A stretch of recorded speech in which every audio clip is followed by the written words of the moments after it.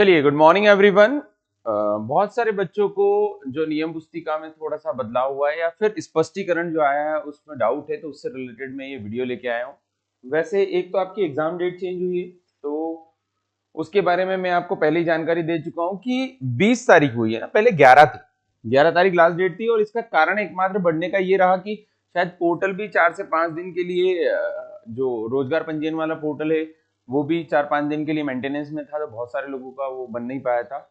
और दूसरा, exam date किसी और रीजन से भी बढ़ सकती है कि फॉर्म सबमिशन में बच्चों को दिक्कत आ रही थी, उसके कारण बढ़ी है। तो ये एग्जाम डेट आपकी 20 तारीख लास्ट डेट हुई है, संशोधन की 25 तारीख है। मतलब आपने फॉर्म में कुछ गड़बड़ी की है और उसको सुधारना है वापस से, तो वो लास्ट डेट क्या है, 25 है। ये था। और साथ में एक आपका इसमें क्लियरिफिकेशन आया है ना, ये क्लियरिफिकेशन है। लोक शिक्षण संचालनालय मध्य प्रदेश इन्होंने डाला है माध्यमिक शिक्षक चयन परीक्षा 2024 की नियम पुस्तिका के अध्याय 2 के परिशिष्ट 1 में संशोधन विषयक। मतलब कुछ बच्चे जो संस्कृत और गणित में जिन्होंने फॉर्म डाला है उन लोगों के लिए स्पेशली लिखा है। तो यहाँ संस्कृत में पढ़िए कि संस्कृत साहित्य के अतिरिक्त संस्कृत व्याकरण भी मान्य होगी। मतलब संस्कृत साहित्य वाले जो है वो तो ठीक है, लेकिन साथ में व्याकरण वाले भी कर सकते हैं इसके लिए। दूसरा, गणित की बात करें तो गणित विषय के संबंध में यह स्पष्ट किया जाता है कि शिक्षा का अधिकार अधिनियम के तहत, मतलब उस अधिनियम के तहत विज्ञान विषय सहित गणित होना चाहिए। मतलब गणित जिन्होंने फॉर्म डाला है उनके इसमें विज्ञान विषय भी साथ में होना चाहिए ड्यूरिंग डिग्री। अर्थात भौतिक शास्त्र या रसायन शास्त्र, जैसे किसी ने डिग्री कोई की, उसका मैथ सब्जेक्ट था लेकिन मैथ्स के साथ फिजिक्स या केमिस्ट्री में से कोई सब्जेक्ट एक नहीं था, तो वह इसके लिए एलिजिबल नहीं होगा। जैसे किसी बच्चे ने बीए विथ मैथमेटिक्स किया, तो बीए विथ मैथमेटिक्स होता है लेकिन उसमें सिर्फ कोर मैथ्स एक ही सब्जेक्ट रहता है, बाकी सारे सब्जेक्ट जो रहते हैं वह किससे रिलेटेड रहते हैं, बीए से रिलेटेड रहते हैं, तो बच्चा यहाँ पे बाहर हो जाएगा।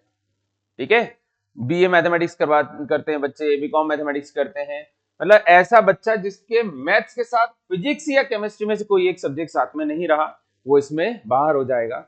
या फिर वो बच्चा जो बी करके आया है, इंजीनियरिंग किया है, तो इंजीनियरिंग बहुत सारी ब्रांचेस से होती है, मैकेनिकल होता है, सीएस आईटी होता है, डबल ई होता है, लेकिन जीव विज्ञान की भी कुछ ब्रांचेस है जिनके थ्रू इंजीनियरिंग होती है।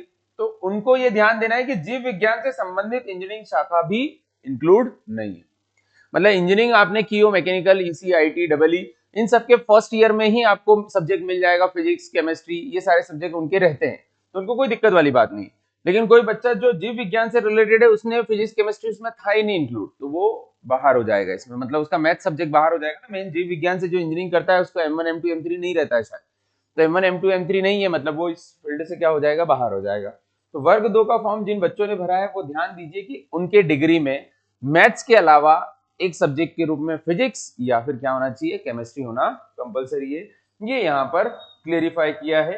बाकी और भी यदि कोई जानकारी आती है तो आपको दी जाएगी। जैसे एग्जाम से रिलेटेड भी शायद कुछ अपडेट है, एग्जाम से रिलेटेड अपडेट अभी इसमें दिया नहीं है कि कब आने वाला है। नियम पुस्तिका में सॉरी, यहाँ पर आप देखोगे तो संशोधन में यहाँ पर क्लियरली लिखा है, उपरोक्त अनुसार परीक्षा तिथि में परिवर्तन कर संशोधन दिनांक की जानकारी मंडल की वेबसाइट पर यथाशीघ्र जारी की जाएगी। मतलब डेट शिफ्ट होना तय है, 100% श्योर आपकी एग्जाम की डेट शिफ्ट होगी, भले 1 दिन हो, 2 दिन हो, 5 दिन हो, लेकिन शिफ्ट होगी। उसका क्लियर कारण है कि हम ये अपडेट करेंगे कि क्या चेंज डेट है। बस उपरोक्त अनुसार परीक्षा तिथि में परिवर्तन कर संशोधन, मतलब परिवर्तन होगा, जो भी परिवर्तन होगा वो यहाँ पर अपडेट किया जाएगा। ठीक है, तो इसी तरह की जानकारी के लिए प्रारंभ एकेडमी के यूट्यूब चैनल को सब्सक्राइब करें।